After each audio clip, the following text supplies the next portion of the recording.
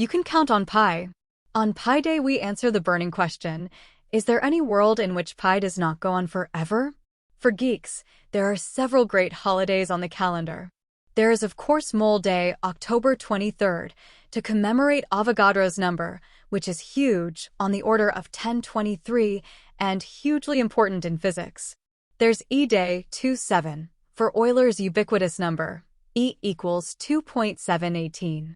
But the best is Pi Day, held on March 14th because the infinitely long decimal approximation of pi begins with 3.14. There's so much to say about pi. I've been writing Pi Day posts for 14 years. Here's a partial list. What is pi, or as the Greeks would say, pi?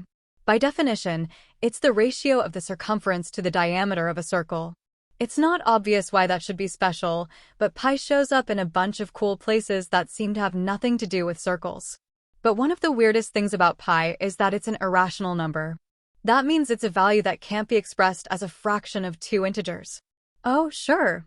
The number 22/7, 22 divided by 7, is a fair approximation, but it's not pi. ADVRTISEMENT. But wait a second. When we say pi is irrational, all we're really saying is that it's irrational in the system of numbers we use, which is the base, 10, or decimal system. But there's nothing inevitable about that system. As you probably know, computers use a base, 2, or binary, number system. Base 10 was probably chosen in the analog era because we have 10 fingers to count on. Fun fact, the Latin root of digit is digitus, which means finger. So could there be a number system in which pi is rational?